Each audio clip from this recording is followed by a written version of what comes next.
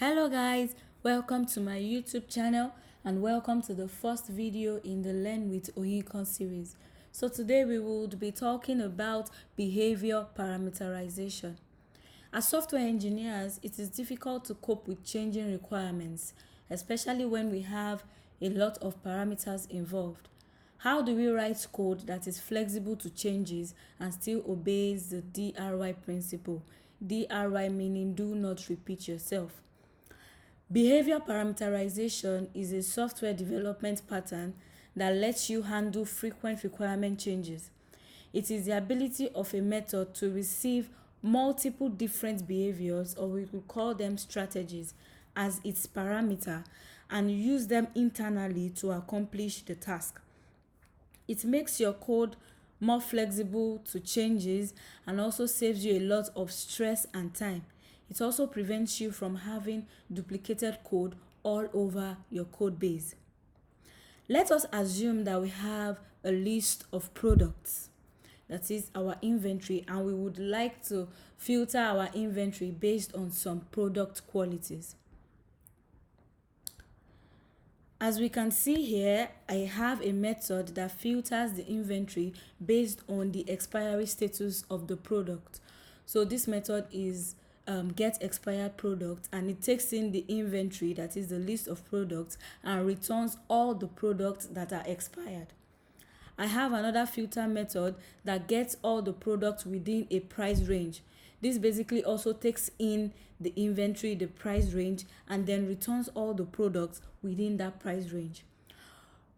What happens when we need to add another filter? What happens when we need to filter by combining several qualities? Then we have to add several other methods, like get expired products that were added to the inventory after today, get expired products that are within this price range. So this would require us to have several filter methods, and tomorrow if we need to change the way we filter our method, we have to filter our products, we have to go and change it in each of these filter methods. Why not use behavior parameterization to abstract the behavior, since the behavior is just what differentiates each of these filter methods? Basically, each of these filter methods accepts a list of products and returns a list of products based on some parameters. So we could abstract the product selection criteria. So let us have a piece of code that works on a product and then returns a boolean based on some properties. So for example, we could have a piece of code that takes in a product and then returns true or false whether the product is expired or not. Let us call this a predicate. By the way, a predicate is a function that returns a boolean. Because we need to have several of these selection criteria, we would need to define an interface that each of our selection criteria can implement. So let us have the public interface product predicate, and this would the method. So basically, every selection criteria must implement our product predicate. So every of our selection criteria would accept a product and return a boolean based on some attributes. So based on our previous examples, let me have a expired product predicate. Let me have an expired product predicate. So we would have a class product is expired predicate that implements our product predicate interface.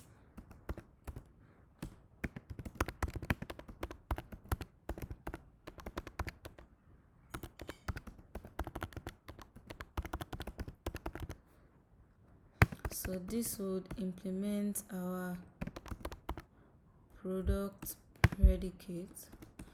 Automatically it overrides the test method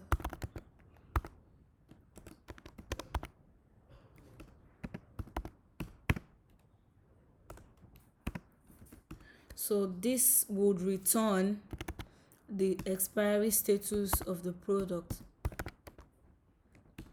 So basically this our product is to our predicate, our product is expired predicate, is to check whether a product is expired.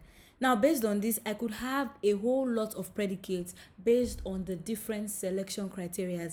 For example, I could have another predicate based on the price range. So product is in price range predicate.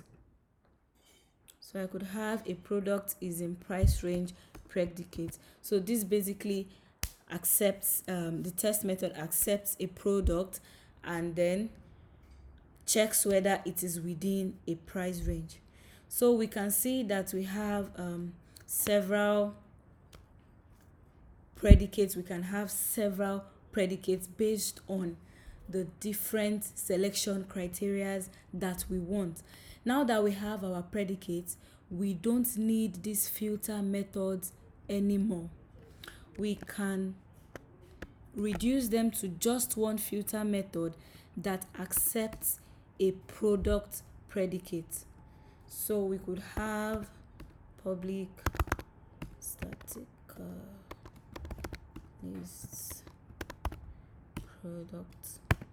So this would basically just get product from our inventory.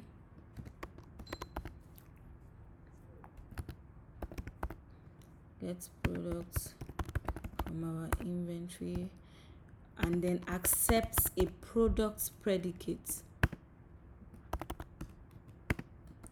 This would accept a product predicate. So let me declare an empty result here. TRA list. This is basically just declaring an empty array list to hold the results of filtering the inventory. So for each product in my inventory,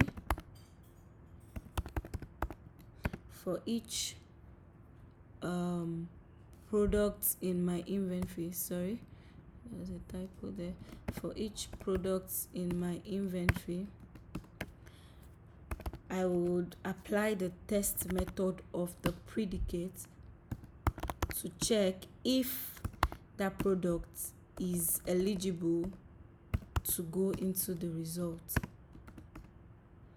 So I say result dot add product, and then we return our result. We return our result.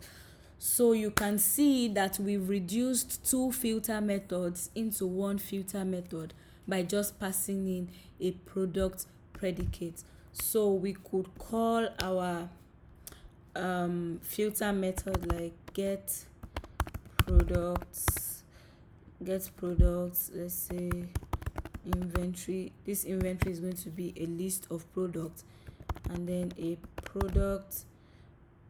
So let's say we want to filter by expired products.